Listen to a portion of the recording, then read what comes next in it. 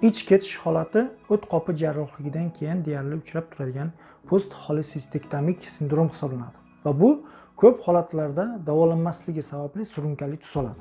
Salom hammaga, men doktor Hasanov. Bugungi mavzuda sizlar bilan o't qopi jarrohligi yo'li bilan olib tashlanganidan keyin yuzaga keladigan ich ketish holati, ya'ni diareya haqida gaplashamiz. Qanday u hosil bo'ladi va qanday qilib davolash mumkin? Buni siz shu videoni to'liq ko'rib chiqqach bilasiz. Va albatta like bosish esingizdan chiqmasin va yana obuna ham bo'ling.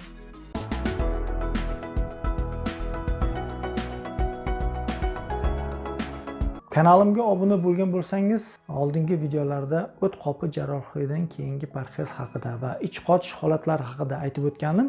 Agar sizga bu video qiziq bo'lsa, mana shu silka orqali o'tib ko'rishingiz mumkin. Endi mavzuga qaytsak, umuman olganda o't qopi va safroning vazifasi haqida o'ylamanki tushunchaga egasiz. Shu sababli buni qaytarib o'tish hojati yo'q. Jarrohlik aralashuvidan keyin konsentratsiyalanmagan safro o't qopi yo'qligi sababli doimo 12 barmoqli ichakka quyilib turadi. Albatta, ovqat qabulidan qat'iy nazar, mana shu sizda bir qancha noqulayliklarni keltirib chiqaradi. Aslida ich ketishning kelib chiqishi ikkita omilga bog'liq. Birinchisi ichaklarda bakteriyalarning ko'payishi bilan bog'liq. Buni shunday izohlash mumkin. Safro jigardan to'g'ri ichakka quyiladi deganlik. Bunday o't suyuqligining konsentratsiyasi juda ham past bo'ladi. Ya'ni safro muayyan bir joyda turib to'planmaganligi sababli uning bakteriositlik xususiyati, ya'ni kasallik keltirib chiqaruvchi mikroorganizmlarga qarshi kurashish qobiliyati susayadi. Buning natijasida patogen bakteriyalar, ya'ni zararli bakteriyalar ichakda ko'paya boshlaydi va bu sizda ich ketishni yuzaga keltiradi. Ikkinchi omil esa safroning ichak tarkibida ko'pligi va keyinchalik uning ingichka ichakdan yo'g'on ichakka quyilishi bilan bog'liq. Safroning ko'pligi oqibatida u bir tarafdan yo'g'on ichakda kam so'riladi. Ikkinchi tarafdan esa ichak shilliq qavatini ta'sirlantirishi oqibatida undagi suv va mikroelementlar ajralishini kuchaytiradi. Bu holat ham sizda kuchli ich ketishga olib keladi. Tekshiruvlarga ko'ra 17-20% bemorlarda jarrohlik aralashuvidan keyin ich ketish holatlari kuzatiladi. Bunday ich ketishlarni holagenli deb atashadi. Chunki najas tarkibida ko'p safro bo'lganligi uchun ham shunday. Lekin bu har doim ham mana shunday holatlarda kuzatilmaydi. Masalan, o't qopingiz bo'lgan mahal ham kuzatilishi mumkin.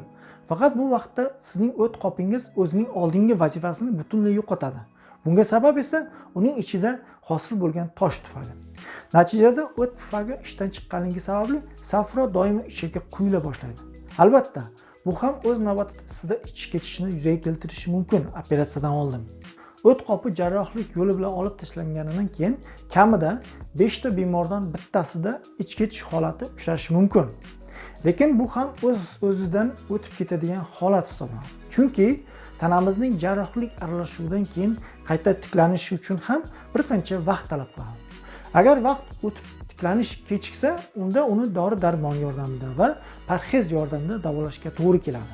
Siz yana bilishingiz kerak bo'lgan narsa bu holagenli ich ketish paytida siz nimalarni his qilishingiz, ya'ni aniqroq aytadigan bo'lsak, qanday belgilarni payqashingiz mumkin.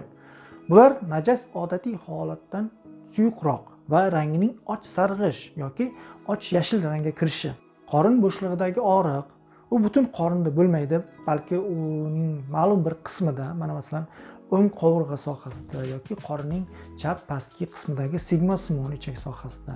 Yana ko'p holatlarda ko'r ichakda safroning ko'p yig'ilib qolishidan ham qorinning o'ng pastki sohasida og'riqlar kuzatiladi.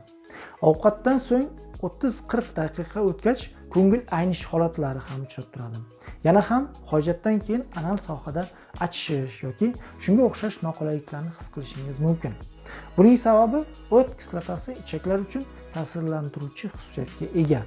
Ich ketish holatini yaxshilash uchun avval safron ichaklardan yig'ilib qolishini va chiqarib tashlanishini yaxshilash uchun yuqorida ta'kidlab o'tganimdek dori-darmonlar yordamida va yana parhez yo'li bilan tartibga solish kerak. Agar parhezni oladigan bo'lsak, buning uchun siz kunlik ovqatlanishni 5-6 mahal qilishingiz zarur. Buning sababi ichaklardagi yig'ilayotgan safro bo'sh qolmasligi uchun va undan tashqari u qabul qilinayotgan taomlarning ishi bilan doimo tarzda mashg'ul bo'lishi uchun. Bemorlarning parhezi tolaga boy bo'lishi, kam miqdorda yog'larni o'z ichiga olishi kerak. Undan tashqari sut mumkin emas bunday bemorlarga, chunki sut ichib ketishni kuchaytirishga olib keladi. Endi tayyorlanish usuliga kelsak, bu yerda aniq ko'rsatma shunday bo'ladi. Bug'doy tayyorlangan va qaynatib pishirilgan taomlar qabul qilinishi kerak.